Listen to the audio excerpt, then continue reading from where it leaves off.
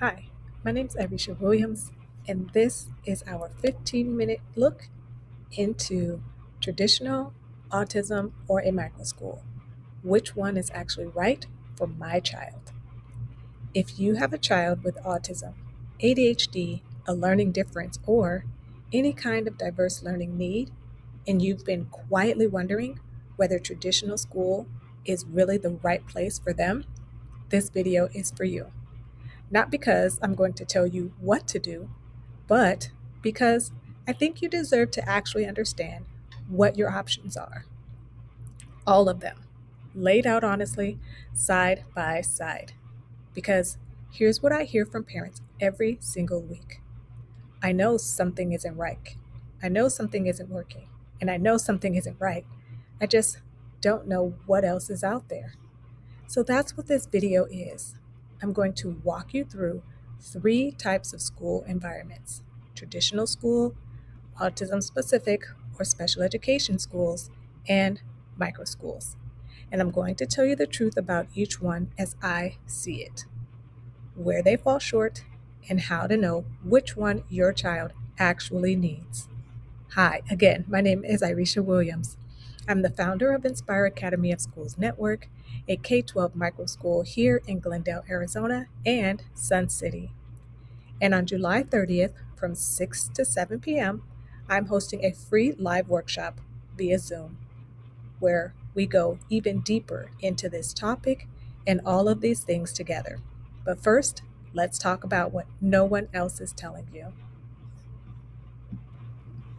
When a child is struggling in school, whether it's behaviorally, academically, socially, or emotionally, the first conversation parents usually have is what the school itself has to say. And that conversation almost always goes one of two ways. Either the school says, your child needs more support than we can provide, and they refer you out. They refer you out to a special education program or classroom, or to a separate school altogether.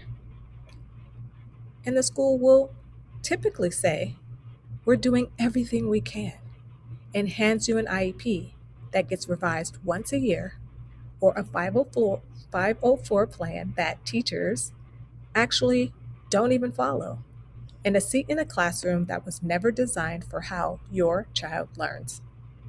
And you go home, you sit at your table, and you wonder, how are we going to make this work? You try to make peace with it.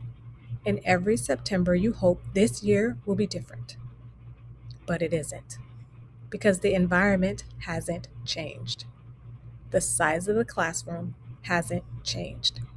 The pace hasn't changed. The expectations of that particular classroom or teacher also haven't changed. The ratio of adults to children hasn't changed. What changes is your child's age, and the gap between where they are and where the system expects them to be continues to grow. Here is what I want you to know. The problem is almost never your child.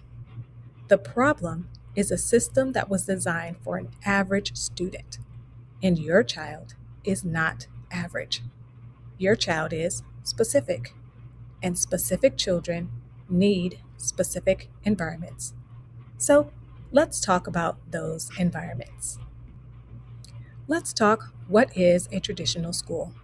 As we all know, a traditional school is either a public or private or charter school with 400 kids or more.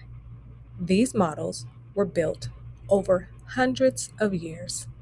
It was designed to educate large numbers of children as efficiently as possible. One teacher to 25 or 30 students. A standardized curriculum, a standardized pace.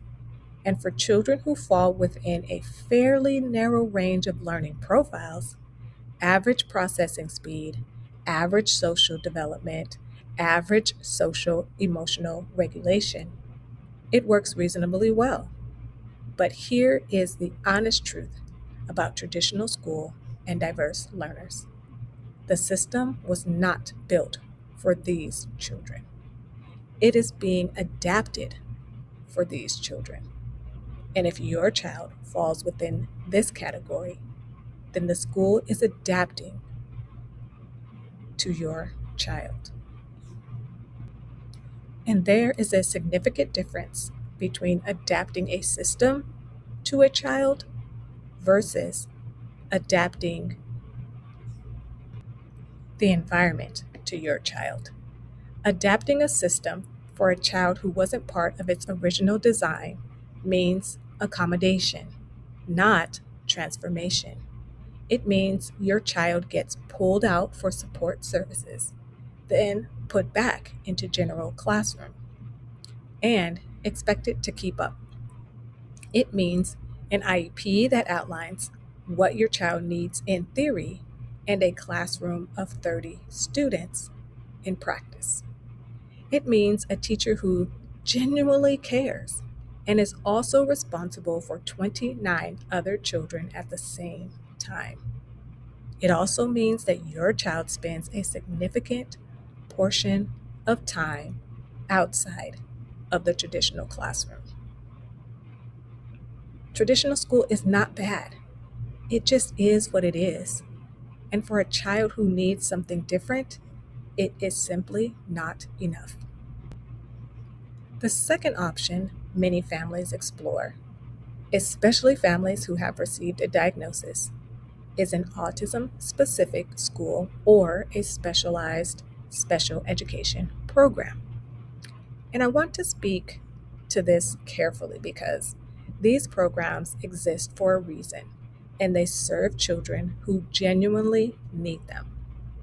What they get right: autism specific schools are built around neurodiverse learners. Classrooms are small, staff are trained in ABA, sensory integration, augmentative communication, and social skills development. There is a level of specialized expertise in these schools that traditional schools simply cannot replicate. For children with significant support needs, particularly children who need intensive behavioral intervention, communication support, or highly structured sensory environments, these schools can be exactly the right placement.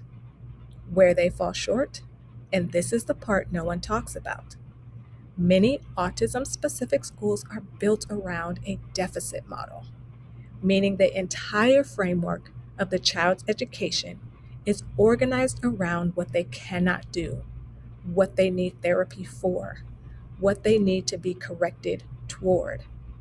The focus is often on compliance, behavior management, and bringing the child closer to neurotypical functioning, rather than building on who the child actually is, what they're brilliant at, what they're passionate about, and what kind of environment allows them to thrive. And here's what I see in practice: children who are highly specialized, segregated settings often miss out on the thing that matters most for long term development. And this is genuine community, real friendships, the experience of belonging to a group where they are known not as a diagnosis, but as a person. I also want to name something that I hear from parents constantly. My child doesn't belong in a traditional classroom, but I also don't want them separated from the rest of the world. That is one of the most honest perspective things a parent can say. And it describes a gap in the current landscape that most schools are not filling. There is a third option, and it's the one that I think most families don't know exists. The third option is a microschool. Microschools sit in a space that most of the education world hasn't caught up to yet.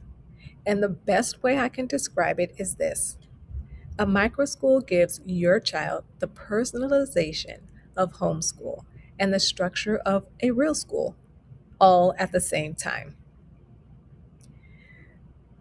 The autism school size is typically 5 to 50 students. The pace is typically self-paced and personalized. The support is integrated, not pull out. Most models are strength-based with belonging first. And let me tell you what that actually means in practice. It is small by design. At Inspire Academy, we serve between 5 and 50 students. Every adult in this building knows every child, not from a file, not from a meeting, but because they've spent time with them. They know how they learn. They know what helps them regulate. They know what lights them up. It is also self-paced. A child working above grade level in reading and below grade level in math gets exactly what they need in both areas simultaneously. There is no keeping up with the class because the child's individual progress is the class. Support is integrated, not added on. At Inspire Academy, behavioral supports are embedded on our campus. ABA support, sensory coaching, and behavioral intervention. It happens here as part of the school day, not as something your child gets pulled out for and then has to re-enter a classroom having missed what everyone else learned. And perhaps most importantly, our model is built on belonging, not compliance. We are not trying to make your child act like a neurotypical student. We are trying to create an environment where your child, exactly as they are, has every opportunity to grow. There's a phrase I come back to constantly. Belonging comes before learning. A child who doesn't feel safe, seen, and like they belong in their environment cannot learn, no matter how good the curriculum is. And a child who does not feel those things, you cannot stop them. That is what a microschool is, and specifically what Inspire Academy is and designed to produce. So let me put all three of these side by side for a moment, because I think it makes the decision clearer. Traditional school, their class size is 25 to 30. They're designed for average learners. The learning pace is standardized. The support model is typically pull-out services. The philosophy is compliance-based and not community. They have a large enrollment and they are diverse. Do they accept ESA? They do not. Now let's look at autism-specific schools. Typically, autism-specific schools, some of them have one-to-one support. Some of the larger schools, their ratios are typically 6 to 12. Their population have high support needs. It is individualized, sometimes intensive and specialized. They typically follow a deficit-based model. They do have small class sizes and they are specialized. Now let's look at the microschool model, typically supporting 5 to 50 students. The specific child is the pace. They have integrated campuses, strength and belonging based programming, and they are small and typically inclusive. Now, here's what this table cannot tell you, and it's the most important thing.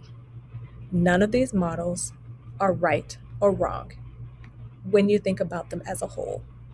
What matters is whether the model fits your child. A child who needs intensive, specialized behavioral and communication support right now in this moment may genuinely be best served by a specialized program. That's a real answer for a real child. A child who has significant support needs, but also has academic strengths, social drive, and a nervous system that regulates better in a small, calm, predictable environment, that child can often be served by either the traditional model or the microschool model. And that child is exactly who Inspire Academy of Schools is built for. So now that we've reviewed those 3 school types, how do you decide what's right for your child? I always recommend that you start with your child's unique strengths, needs, and personality. Visit schools, ask thoughtful questions, and trust your instincts as you explore the best fit. Thank you so much for watching this video. Please, I'd love for you to connect with us. Find us on socials at Inspire Academy of Schools, and you can find us by doing a quick Google search for Inspire Academy of Schools. We'd love to hear from you.